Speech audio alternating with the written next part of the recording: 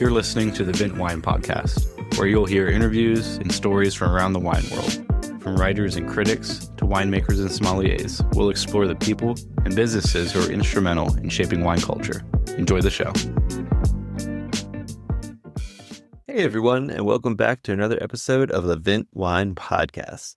I am your host, Billy Galanko, and today we have a very special guest, Brenna Quigley. She is a geologist and a terroir specialist. We had a fascinating conversation about terroir as a whole, not just the soil itself, and then also the impacts of various different soil types on grapes, grape growing, and the final wines themselves. I got to ask Brenna a bunch of questions that she probably thought were dumb, but they're questions that I have always wanted to know about how soil directly impacts any flavor in wine, or if it does at all. I know there's an ongoing debate on what the word minerality means and a transition over to using the word salinity instead of minerality. So we dive into a little bit about what these terms mean and how, if at all, the soil directly impacts what you're tasting in the glass. And it certainly does, but it doesn't mean it's through the direct uptake of minerals that you're tasting in the wine. So it is a fascinating conversation. A little bit about Brenna's background. She got her master's degree in geology from UC Santa Barbara. We talk a lot about how she was bitten by the wine bug and was trying to figure out how to mesh her passion for wine and also her studies in geology. And she was able to basically make it work through a lot of hard work, number one, but also connections and working with mentors like Seth Kunin at Kunin Wines, also Parr, who she met through Seth as well. And she talks about a number of other folks who really helped kind of get her legs in the wine world. And from there, she really took it and ran with it. Today, she works with a number of producers, both in the U.S. and without, but in the U.S., a couple of the well-known names she works with are Quintessa, Hirsch Vineyards, as well as Flowers up in Sonoma. But she's also worked over in Burgundy and in Barolo. She's been all over the place. She's definitely one of the foremost experts in wine geology, or as she calls herself, a terroir specialist.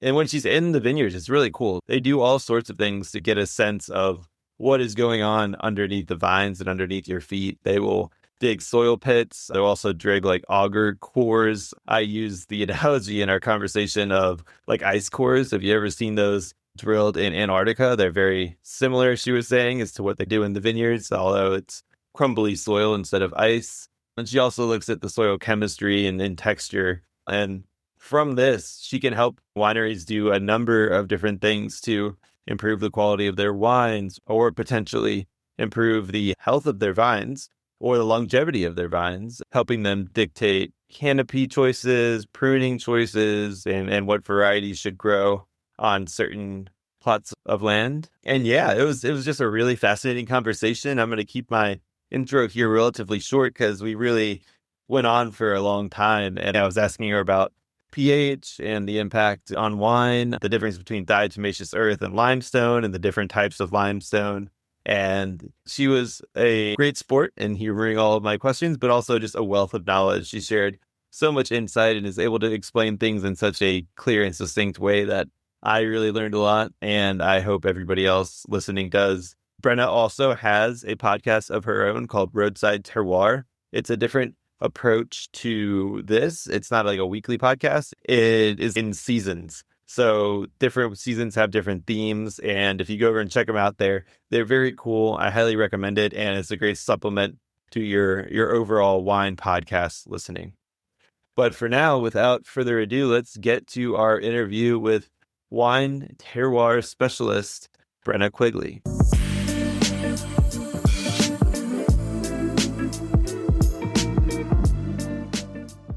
Hi, Brenna. Thanks so much for joining today. Hello. Yes. Thank you. Thank you so much for having me. Yeah, we're continuing down my personal interest in the nerdier parts of wine. We had Marco Simonit on a little bit recently to talk about pruning, and now we're diving into geology, which I'm very excited to talk about. Could you give our guests maybe a little bit of background on who you are and how you got into wine, and then we'll talk about your work? Yeah, absolutely. I'm a terroir specialist is what I usually call myself. My background's in geology, so I have a master's degree in geology from the University of California, Santa Barbara. And I got into wine really as I was finishing my master's degree and just fell in love with it. And for many years was just looking for a way to combine the two. And now I do a lot of vineyard work. So I do a lot of kind of vineyard terroir mapping. And then I also have a podcast called Roadside Terroir, where we learn about the geology and terroir of different wine regions all over the world. Yeah, I've listened to a couple episodes. They are fascinating. I definitely am going to listen to the rest of them and subscribe moving forward. So what was it when you were in your master's program that finally tipped you over? Had your family drank wine a little bit when you were growing up, or was it more just you started through geology? Yeah, I definitely started through geology, but my family drank wine. I think they enjoyed drinking wine. They enjoyed having wine at the table. And the big part of my upbringing, I think that's relevant, was despite we all had kind of crazy schedules and we lived in the middle of nowhere in the Midwest, but we all always had dinner together every single night. And so there was usually a bottle of wine on the table, and we really valued that time together. But it was not fine wine by any means. And so I really didn't get into the wine side until I moved to California for college. And yeah, we would always go in grad school. We would always go wine tasting on the weekends. And I think that was when I started realizing, like, I was trying to get people to go wine tasting a lot. Like, everyone was kind of like, we have other things to do on the weekends. And I was like, no, we need to hit this one and this one and this one. And I really loved the nerdy side of it and dissecting all of the parts and thinking about the place and the geology. And I was hooked immediately. Nice. Yeah, there's Paul Graham wrote this thing on an essay on how to do great work. And he always says, find the area of interest that you're passionate in to a point where people find it boring. So when you want to keep going and everybody wants to stop, that's a good sign. Definitely. Awesome. Yeah. So you were studying geology and then moving into this wine, the wine world, looking to meld them. What were your first kind of like footholds? I know you worked at a winery for a little while in a tasting room. Can you share a little bit about how you started actually working with wineries? Yeah, so I started working at Kunin Wine because I was a wine club member at their Valley Project location, which is at the time they were both in the Funk Zone, but the Valley Project tasting room had this just beautiful chalkboard mural of this huge, probably 20-foot wall of Santa Barbara County. And it also had little soil samples and it had geologic maps in the tasting room. And so me and my friends loved it. And as I was finishing my master's degree, I was writing and I was just stuck at home in front of a computer a lot. And I wanted to get out and do something a little bit different during that time. And luckily it was harvest. So they had some of their employees who were helping out with harvest. And so I could help in the tasting room. And it was the same thing. It was just like, it felt like I had found my way home. I just loved being there. I loved putting wine on the shelves. I loved putting shipments together. I remember when it got to be like the holiday season, people would call and say, oh, we need Kunin wine for our Thanksgiving dinner. Is it too late to order? And I was like, no, I will get you this wine. Like, it was so magical to me that people from across the country wanted these wines that we were working with to be a part of their celebration tables. And I just remember thinking it was like my life's work to get them these wines on time. And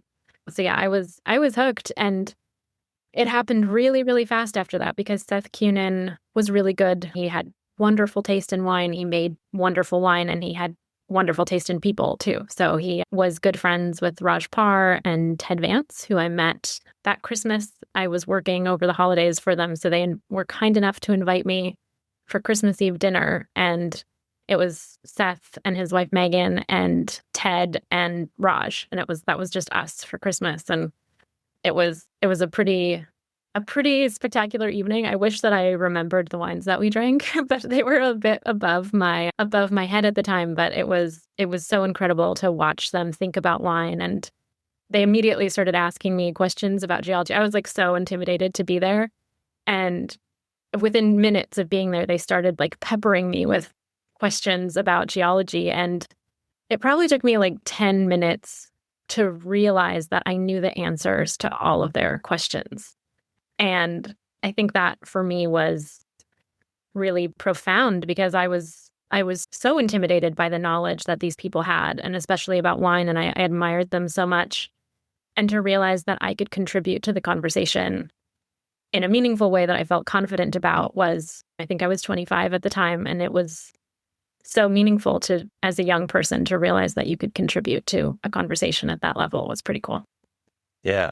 Yeah. I've had a few similar, not quite as exceptional scenarios as that, but scenarios. And I know that feeling. It's fantastic. And also it sounds like Seth, he's just a great guy. I know we've had Raj on a few times. He, I know, is more than willing to help anybody interested in getting into anything in the wine world do as much as they can. So from there, did you immediately get, put together, was it a business plan, or are you just like, cool, this wine geologist thing is a thing. Let me go just start telling people about it? Or what was the next steps?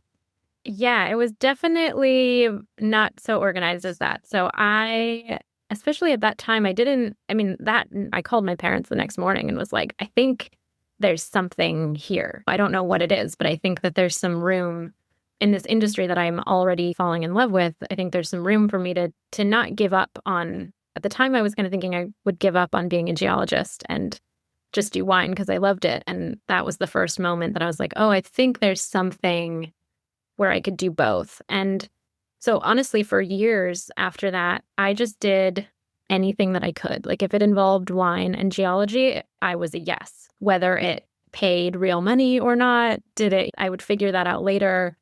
It was really more about how can I build my wine knowledge up to the same level as my geologic knowledge, and how can I work at actually linking the two instead of having them just be two parallel things. And so I started traveling with Ted. He was kind enough to invite me along on some of his wine trips to see his producers. And that was where I met the Wassermans. And it was do you want to write some vineyard copy for our website? Yes.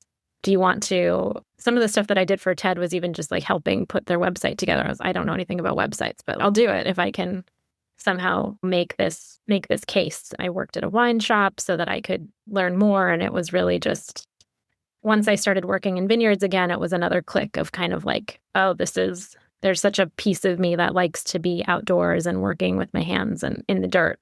But it was the same thing. It was people, can you come out and help us tell the story of our vineyard? Of course. Can you come out and dig soil pits? Sure, I'll figure it out. Can you dig auger holes? Yes, I can. I'll buy an auger. I'll watch YouTube videos about how to dig auger holes. I'll figure it out. And so it took a long time for it to find the balance that it has now and making it into a real thing, of a real career. Yeah. No, that story completely resonates with me. And same track for me, just completely not geology, but totally understand. So that's fantastic. So let's fast forward now to today. When you do start a vineyard process or a project, what does it look like? Or what are the typical ask of people? Are they planting new vineyards? Are they just trying to better understand an established vineyard? What is it? Yeah, almost always it's established vineyards. And so it's almost always trying to get a better sense of what's going on, and especially to really make connections between the place and the final wines. And I always get started by talking to the producers themselves. And that is my one rule that I learned very early on, is they know their property so much better than I ever will, despite all of any sort of geologic information that I can bring to that. They will still always know. It's like if someone knows their property well, it's like they have a sense of what's going on, even if they don't have words for it. And so a lot of the first part of working with me is, I think of it as like interpreting, of just kind of like, let's walk around the vineyard. Let's talk about what's going on. Let's talk about your observations. Let me hear what it is that you're trying to get out of this. And that's the most important piece of the process. And then I kind of do the same thing with geologic maps. So then I start sourcing all the maps that I can, whether they're soil maps or topographic maps, geologic maps at various scales, and really try to see what is the general understanding of this piece of the earth from a geologic sense. Because I really look at terroir as, it's basically, I'm trying to take this thing and put them together. And so it's kind of like these things already exist independent of each other, which is the understanding of the property itself, how the vines are growing, what the wines taste, what's going on. And then there's this kind of geologic boxes that other professionals have put that property into. And I try to then just connect those dots, fill in between those lines. Do you find it more of like people are, like you said, trying to understand, or are they trying to fix like an issue? Is something like if a block's underperforming or overperforming, are they just trying to understand why? Is that the primary driver? Yeah, it's definitely both. And it really depends on the producer and what stage they're in. So, for example, I work a lot in Napa particularly with Quintessa, and they are at such a high level of understanding their property that what they're doing is really fine tuning. And so we spent a few years understanding the property in general, understanding what's going on with the geologic story and what are the big terroir puzzle pieces that exist on this property. And now after a few years, we're looking much more small scale at, there's this one block in particular that's having trouble, and it has trouble on wet years but not dry years, which is the opposite of what we thought, and really literally digging in to see what's actually going on that smaller scale, and see then how also digging into that can help us understand the property as a whole a little bit better too. So what are some of the techniques you use when you're literally digging in? Is it like always a soil pit, or I don't even know how big an auger hole might be? Can you explain a little bit? Yeah. So I always like to start out with soil pits if you kind of budget and kind of timing with the growth cycle of the vines and vine spacing and stuff. Sometimes we don't want to disturb the vines, especially in Burgundy, for example, where they're grown very close together. We only do that certain times of the year. But so if we can, I like to do soil pits. And so soil pits are where you dig a big hole with a backhoe or an excavator, and you can actually walk right into it, and you can see all of the different soil horizons, and you can see how the vine, because you do it in between the rows, so you can actually see how the vine's roots are interacting with each of those soil horizons. And that is where you get the most information. You get this 3-dimensional view into the underground, which is not, I still think, is such a luxury to be able to see that, even as a geologist. Like it's like a gift that you're given to be able to see what, you're not really meant to see. And so that is where I get the most information. I like to start there, obviously, after trying to understand the property, in order to get a baseline of, a lot of times I'll ask the producer, what are the most different parts of your property? And so we try to look for the big, obvious things, like where are we going to see the end members of what's going on and all of the different ways that they come together. And we do, again, it's budget dependent. So we do that as much as we can, as much as time allows. And then once we have a sense of what I will break down into terroir zones, once we've kind of like defined their personalities, we know this one's usually reddish. It has 50+% rocks. It's really, really deep. The rocks go down to 24 inches. And beyond that, there's a clay layer. We give ourselves these, they're not soil types or like geologic units. I wouldn't say we're defining either of those. We're really defining the terroir zone itself. Then we can do auger holes. And so I like to fill in with those so that we can get a really kind of fast understanding of the spatial limits of where these different terroir zones are. And so with the soil pits, a lot of times we take samples. So we measure the soil chemistry, soil pH, we measure the soil texture, we do all sorts of things with them. And once we get to the auger stage, we usually don't send out any samples. It's literally like punching a hole. So you dig a hole like this and you get like it falls apart because it's in consolidated soil, but you get almost like a tube, like a drill core into the ground. And so we'll do that to say, okay, this continues up to here, and then it starts to change, or it abruptly shifts to something else. And it's essentially taking it from here are these different generalized parts of the property to like how confidently can we draw lines in between them, and where exactly are we drawing the lines? That makes sense. So the auger holes are kind of like those like ice core samples we see from like Antarctica or whatever. Yeah, exactly. They fall apart because they're not ice, but they're exactly like just a little it's almost two-dimensional. It's like you see a line into the earth as opposed to a three-dimensional kind of cutout. Interesting. So when you are going in and you're completing these and say are people like acting immediately on looking for solutions from this? Or are you just like, all right, cool, now we have an understanding, let's try to like help it guide what we're actually doing on top of the vineyard? Maybe it's their planting techniques or pruning or something like that. Yeah, I mean, definitely both. A lot of usually the fastest things that people will do that are the easiest to implement is will change their picking or vinification lines of where they do that. So they'll say, oh, I used to put this whole block together, and now I see that I want to break it in half, or I just want to cut off this little bit. And sometimes they'll do that for 1 year because they'll see that, oh, this block has a much denser, more robust characteristic, and this one's much lighter, it's much finer.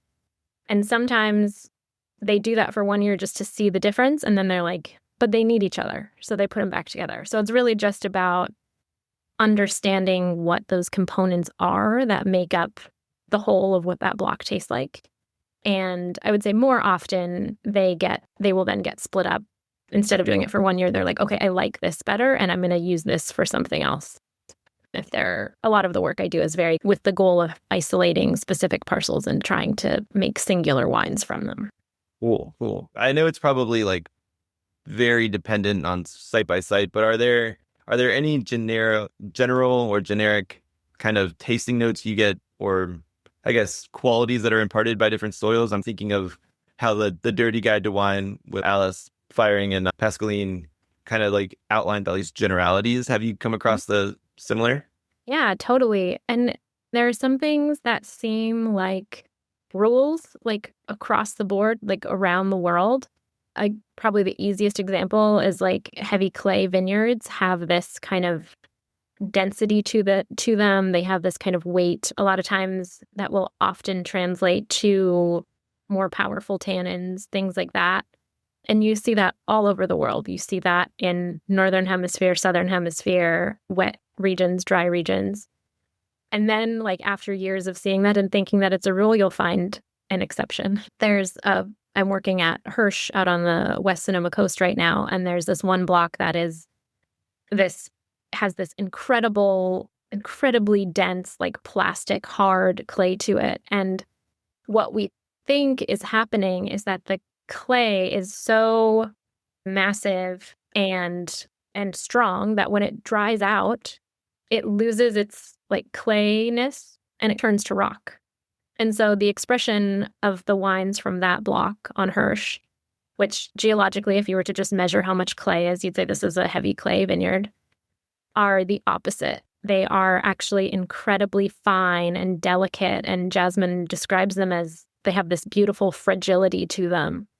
That is not how I would ever describe a clay wine. And not to say that those aren't still rules to follow, but it really just shows how terroir is not just a soil type. It's all of those factors on top of it that have to do with exposition and climate and things like that that are forcing that clay to function in a different way. Yeah. So are there others like granite and higher acid wines? I actually always get granite backwards, so if you could straighten me out on that one. And then any other kind of rules of thumb? Sure. So rule of thumb, which is an important one, is usually that the soil acidity will be inverse to the resulting wine's acidity. So if you have a high acid soil, which would be like one of your volcanic or igneous type rocks in particular, so it could be granite, basalt especially, those are going to be at the high acid soil types, are going to produce wines with a naturally lower acidity. So the other obvious example would be limestone, which are alkaline soils. They're more basic. The more basic that they are, they're going to produce wines that are more acidic. Got it. Okay. Obviously, picking decisions and things, like you can mess with those things, but if you were to do the exact same thing on just those two different soil types, you would naturally get that inverse relationship. So that's an important one. Limestone, especially when we're thinking of classic limestone, that is limestone, thin limestone soils that produce these alkaline, these basic soils that are shallow but very clay rich, you get a really impressive combination of energy and power. And that's why lots of very famous wine regions are on limestone, is because they have the clay, they have this thing that gives them like a lot of strength and a lot of bones, essentially. But they also have actually, I would say that the other way around. They have the clay that gives it weight and strength and muscle. And then they also have the limestone, which is going to give you acidity and power and bones that kind of balance out the intensity of the clay. There's obviously exceptions to that. There's areas that have really sandy limestone soils that would give you much more ethereal intensity to them without that kind of weight and muscle that the clay brings. Yeah, I was going to ask, you mentioned the different types of limestone. Is diatomaceous earth considered a limestone or no? So it's not. And by geologic definition, it is definitely not, because in geology, we define limestone as basically it's a clastic or bioclastic sedimentary rock that's composed of at least 50% calcium carbonate, which is essentially limestone. And that is so key to defining what it is because of that chemical component that I've just said, because of that pH component to the soil. And so diatomaceous earth, in terms of its formation as a rock, is very, very similar. So both of them are marine sedimentary rocks that consist of basically the skeletons of marine organisms. Diatomaceous earth, specifically, they're marine plankton. So they're like tiny little things that have little silicate skeletons that when they die settle out onto the seafloor. But the skeletons are made of silica and not calcium carbonate or limestone. And so they don't have that. The soils, the rocks and the resulting soils are neutral to acidic as opposed to alkaline, which is obviously important. They also, because they're made up of silica, they don't produce the same clay component that limestone does. That's because the silica doesn't dissolve in the same way that calcium carbonate actually dissolves, and it leaves this like very pure, rich kind of clay and iron oxide thin layer of really robust stuff, whereas silica just won't do the same thing. It's super, super strong. It doesn't actually dissolve. It just falls apart. But what's interesting is that they have a lot of the same physical properties. So they can both be really starkly white. They can both form cliffs. They can look very, very similar. You actually have to do like a little acid drop test on them to be able to tell the difference. And so like in Santa Barbara County, I think there's still a lot of people who call a lot of the diatomaceous earth in Santa Barbara County limestone, even though that's one thing that I will be a stickler about, because it's not limestone from a geologic sense, but it's also not limestone from a terroir sense. Like it does not impart the same things to the wine as a typical limestone soil does. That makes sense. It's like saying you're probably going to cut this geologic analogy to pieces, but like coal and basalt are the same. They're both black, so like they must be the same. Totally. That very different. Or if we want to talk about something like not geologic at all, it would be like saying a shark and a dolphin are the same, because they look roughly. Yeah, like they swim in the ocean and they have similar body shapes. Maybe that's too nerdy of an example. Yeah, I think that's a good one. Yeah. So then what are a couple other, just while we're still on limestone, a couple others, I guess, is chalk and say the limestone in Burgundy, like the chalk in Champagne, is it just crumpled up pieces of the same chalk, or are those completely different limestones? Yeah. What are a couple of their differences? Yeah, they're totally different limestones. They both formed as part of the Paris Basin. So they formed in essentially a very similar geologic setting when during a lot of the kind of Jurassic to Cretaceous period, a lot of land on planet Earth was actually flooded with warm tropical seas. And that's because the climate was actually warmer. There were no glaciers at the poles, so sea level was much higher. And we basically had a lot of continents that were just flooded with warm water. And so both of them formed during that kind of environment, but they're separated by, I think, at times up to 100 million years. And the limestones in Burgundy are quite a bit older, and they are more traditional like reef forming limestone. So you would think they're like when a coral reef tends to form. And so you get slightly different environments with that. But for the most part, you get limestones and marls that are a bit harder and have more, they can be a little bit like dirtier because they were close to land. If you think of where a coral reef is, it's at the edge of a continent. Mm. And so they can be a little bit more varied. Whereas then tens of millions of years later, the depositional environment is actually a little bit deeper, and we're looking at a deeper water equivalent. So chalk is analogous to the diatomaceous earth that we were just talking about. So chalk is made up not of coral reef building, shelly, hard structured things that exist in coral reefs on the fringes of continents, but chalk is the skeletons of little marine plankton. In this case, they're coccolithophores.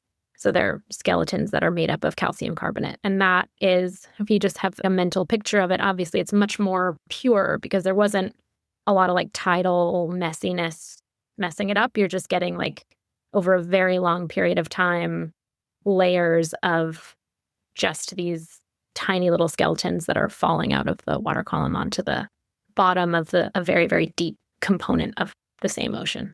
Interesting. I think that I never heard that before, and that makes sense. So, is there any other limestone out there that's unique? I'm slightly thinking of like Coonawarra, where they have a little bit of that like Terra Rossa over layer of limestone. Is there anything else that kind of stands out as like a defining characteristic or imparts defining characteristics for the wines? Yeah, I would say probably the biggest like different type of limestone is often called like tufa, not to be confused with tuffo or tuff. And so the tufa itself is more like a freshwater limestone. And a lot of times those limestones have been like decarbonated, and so they lose their limestoniness. And they have very opposite, from the ones that I've experienced, they have very opposite structures in the final wine. So they're much more rounded and soft as opposed to strong and intense. Another one also I would say would be Luss. So Luss is glacial limestone that has been windblown to a different location. So it's kind of like a really, really fine, like silty sand of limestone. And a lot of times the same thing, it tends to produce wines that have this real soft, gentle kind of lushness to them, which is actually very, again, starkly opposed to what we think of in the more traditional limestone, clay limestone structures of being linear and intense. Thanks for humoring me on that, as these are more my personal questions about limestone. So I am happy to get them answered. You're able to break such a complex, I guess, topic into very concise and clear answers. I appreciate it. So I guess I wanted to talk more about different soil types and different types of stone. But before we go into that, I have to, while we're on topic of like Champagne and Burgundy, the minerality question, the diaphanous question that's always out there. Everybody has an opinion. I think the closest I've gotten to what I've read is your opinion, is like Jamie Good's kind of descriptions. But can you share a little bit about what you perceive as minerality in wine and maybe how the soil may or may not help impart that? Yeah, I think a lot of people have different opinions on this because the definition of it or the way that it was used got confused at some point. And so I think of minerality a little bit like a metaphor, although I kind of want to be careful about that because it's a little bit, I think someone once told me that every tasting note in wine is a metaphor, because unless you're saying it tastes like grapes, you're talking in metaphor anyway. And I think of minerality in a similar sense as that, as like any time that we're describing something more complex than the word that we're saying, right? And so I think minerality is absolutely real, and I think it's the best way that we can describe the pieces of the wine structure that we're feeling that come from the soil, right? And so that's a not very clear way of saying, I think this got confused because people started thinking at some point that we were talking literally, that we were saying, I like the minerality of this wine because I think I'm tasting calcium. Like, I think in this Chablis that the feeling that I get that relates to the place is because there's tiny little bits of like oyster fossils in the wine. And that, I don't know how that happened or exactly when it happened, but I think Alex Maltman was a big part of saying, everybody calm down. That's not real. And I appreciate the work that he did to do that, because that is speaking very imprecisely to say that that's a literal thing. And so his big thing was that a mineral is a solid chemical structure component. It has a crystal lattice.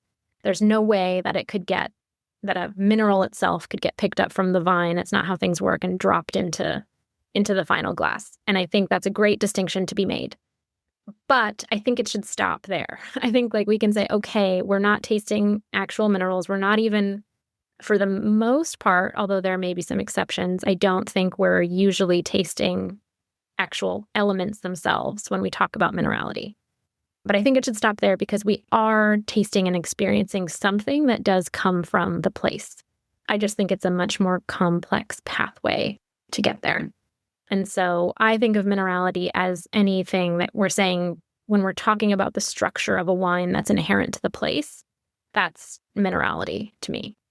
So I think, especially when we're talking about limestone and champagne, and we're talking about these complex factors that kind of come together to give wine a structure, where we're saying it has this increased pH, but it also has the weight from the clay, but it also has the linearity or this kind of blocky structure from the depth of the soil. That's all coming together to give it a personality that I would relate to minerality.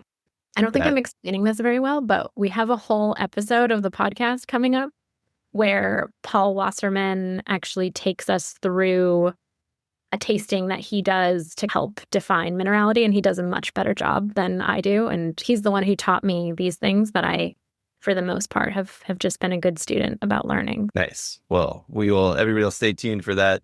I can share that. I'll put it in the show notes once it comes out as well. Oh, cool. Thank you. Good. But that makes sense. So something, and this has been not blowing my mind or rocking my world, but so volcanic wines, I love volcanic wines. I think for me, it's one of those examples of the texture or energy, however you want to describe minerality. I can always see it through volcanic wines most clearly. But also you mentioned volcanic wines would be lower in acid, and all my favorite ones are higher in acid. How does that square? And am I insane for tasting more of a mineral component in volcanic wines? Totally.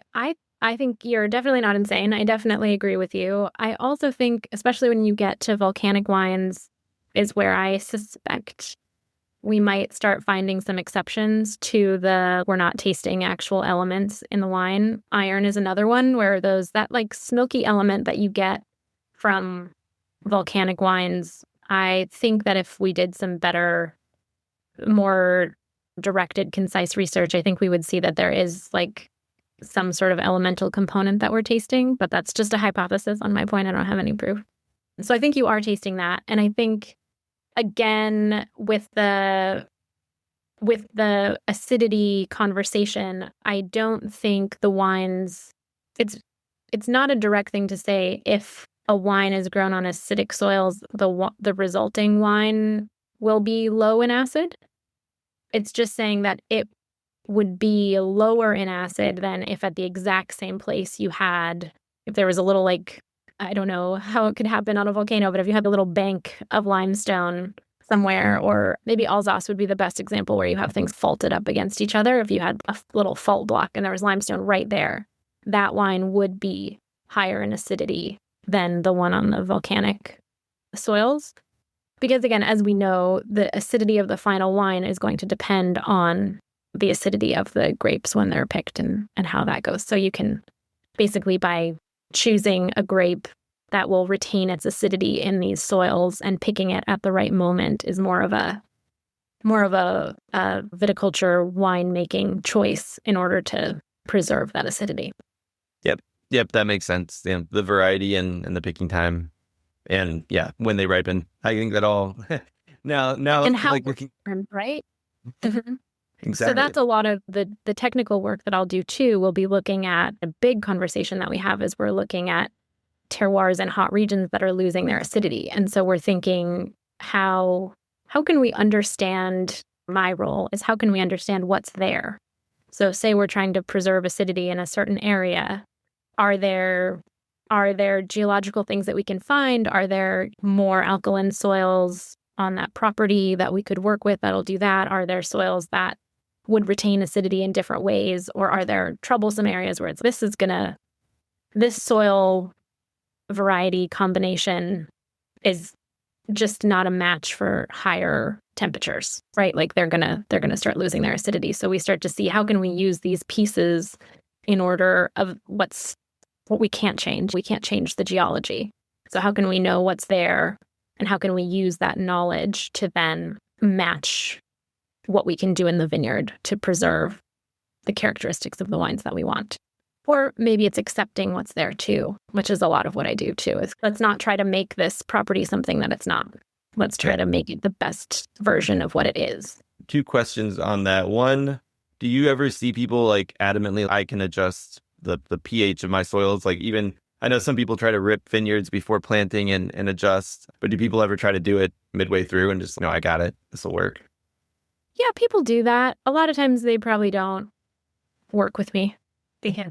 But they also do it. A lot of times people take what I do and the information that I give them and they do what they want with it. I don't tell people how to farm by any means. I love to collaborate on ideas that could be relevant to the farming, but I also don't tell people what to do. And I think if you try to adjust the pH of your vineyard, you're just fighting an uphill battle because you're going to have to keep doing it. It's going to be a lot of inputs. It's going to be a lot of work, and the geology is just going to keep coming back. And then my second question was, do you see folks, so say you're like, this soil is either super alkaline or not, and the variety that's planted is not suited. Do you see people having success grafting new varieties on, keeping the same rootstocks and root system in the trunks, but just a new variety, like just putting Riesling on instead of, I don't know, Grenache? Could you say that again? So so say you've identified this is the soil type, and there is a variety that's planted on that soil that's not really, they're not a match. So rather than pulling up or replanting, they're just grafting, they're just cutting off the scion at the top, putting on a new variety and trying to do that, but keeping the same like rootstock and structure. Yeah, definitely. And that can work. Also, sometimes it's pretty rare. If I don't know if I would ever, maybe I've said it before, but it'd be very rare that I would say this variety is a bad match for what's right here. There are a couple examples where I've thought that, but also they know best, right? Like they really do know their property best. They know their business the best. It might be fun for me to say, hey, you should plant some Gamay here instead of Pinot Noir, but there's a financial piece to that that's pretty significant, right? Gamay you can't farm Gamay in the same way for the same price as you can Pinot Noir. So that's, again, what I mean when I say they know best. Like I might have fun ideas of what I think is a fun terroir match, but they need to make the decision that's best for their property. And so sure, you can people do that all the time, and it's a fun, without ripping everything out, it's a good way to be able to do that. It's still a big financial decision for your vineyard. And there's things that you can do before then. Many things. I think you said you were talking to the Marco Simonite about pruning. Like you can do so much with pruning to have a better match to the terroir. And those guys are doing the best job in the world at actually thinking at that level about how you can do things. You can do things with canopy management, especially when we're talking about acidity. You can do things, lots of farming pieces that could come before you go to drastically changing an actual variety as well. That makes a lot of sense. As we get closer to time here, I wanted to talk about the range of work you do. So you worked with Monterey County and mapped the whole county. Did that take a really long time? And you also work with producers, but I wanted to ask.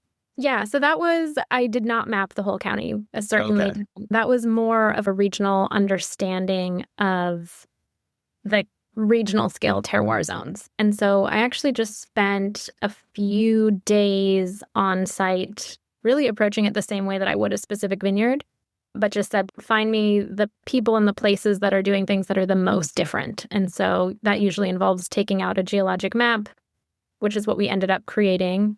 And for me, looking at where there were vineyards on different geologies and asking to visit with producers that kind of represent those big pieces, and really learning a lot from all of the producers, and especially from Ian Brand, who does some of the coolest work in Monterey County, and getting a tour of the region. And so it was much more kind of high level understanding of that, and then taking a geologic map, previously published and mapped geologic map by a geologist, and seeing how we could simplify it to being at a regional vineyard level scale. So saying these are the different things that would be relevant to us. So we'd want to separate granite from alluvium, obviously, but maybe we don't need all of the details of all the different types of granites or all the different types of alluvial areas in this part of the region. On the Monterey County note, I've always just kind of had a personal interest, but not actually done the work to figure it out. What is the difference really between the soil types in Santa Lucia Highlands and like Santa Rita Hills, or I guess other wine growing regions, terroir focused in Santa Barbara? Totally different. And I don't know how great my memory is, but the stuff in most of the mountains, particularly on kind of the eastern edge of Monterey County and the western edge for sure, because that's where Caraccioli is granite. So it's old Selenian granite, which is super cool. A place that I think should be growing lots of Gamay. So cool what's going on there, versus Santa Barbara County is much, much, much younger marine sedimentary rocks that are silica-based sandstone, shales, and diatomaceous earth. Much younger, being like hundreds of millions of years younger. So were the Santa Lucia Highlands pushed up, whereas I guess Santa Barbara was just there or went down?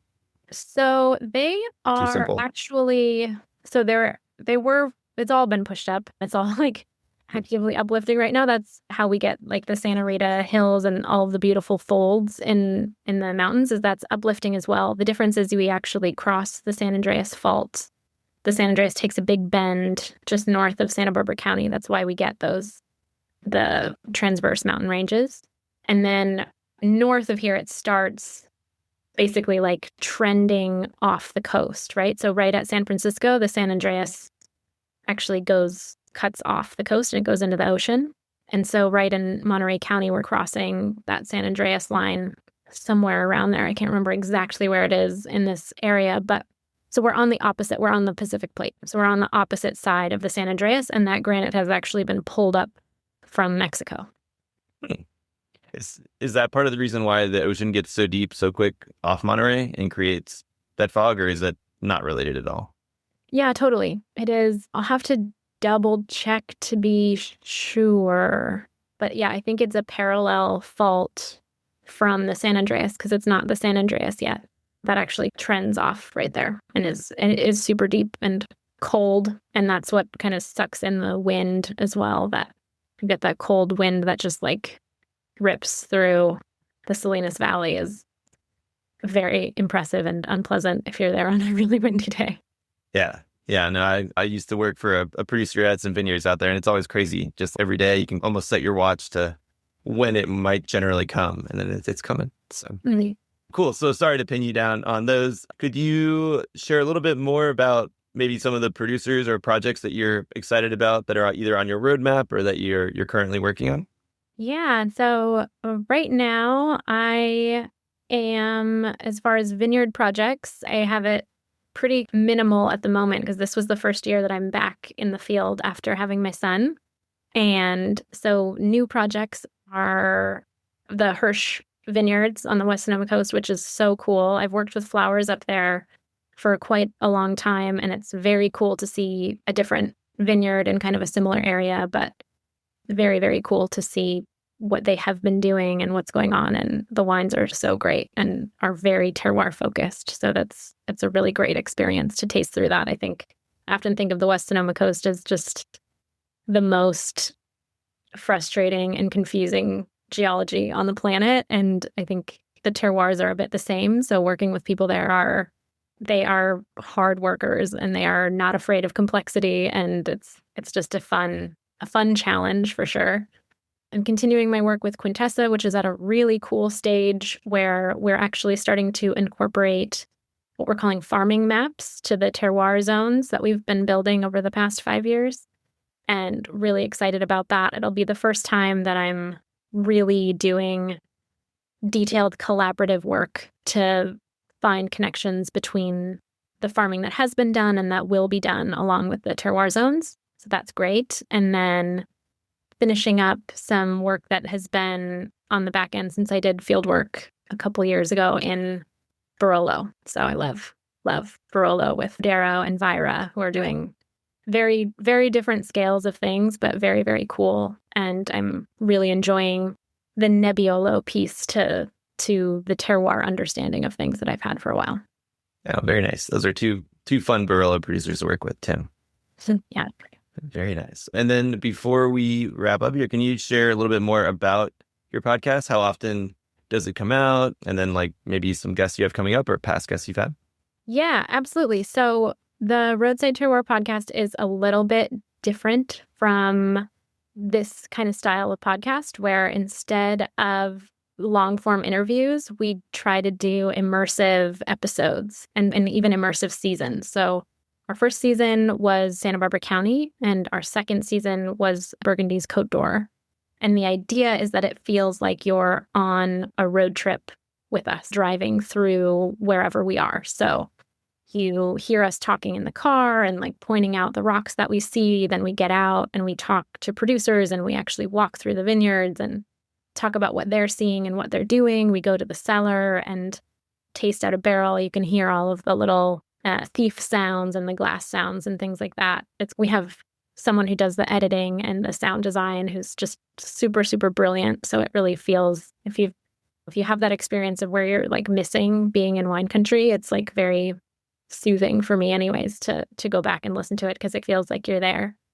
But this season we're doing things a little bit differently. So we're focusing on farming, which is in line with a lot of the vineyard work that I'm doing separately. And so we're talking still multiple guests for every episode, but attacking it in a slightly different way. So we're breaking down some farming basics, some farming philosophies. The next episode that's coming out is about the thinking about farming philosophies from a philosophic point of view, which is really cool. So in that episode, we'll be talking to Abe Schoner, who's a good friend of mine. He's fabulous. And Chiara Pepe, who's the most fabulous person to listen to. And of course, Paul Wasserman, who has lots of thoughts of these things and is really my guide and mentor to thinking through these things in a more detailed way. Then we're kind of doing some basics. And then the second half of the season, we'll jump into Beaujolais and the Northern Rhone and do some on the ground exploration of how people are farming these different terroirs. Very nice. Very nice. I was just driving through Beaujolais, the Northern Rhone in the spring and thinking about those questions. And yeah, we've had Abe on the podcast. Guests will know it's always fun to listen to him. You could listen to him for hours. Yeah. To follow up on your first question. So this year we're releasing episodes every 2 weeks. Every other Friday, a new episode comes out. Will come out. That'll be the case through, I think, November, and then we'll take a break and we'll start up again in the new year. Very nice. Very nice. Well, everybody should go check that out. But for now, thanks so much for your time today. Really appreciate it. Yeah, thank you so much for having me. Thanks for all the great questions.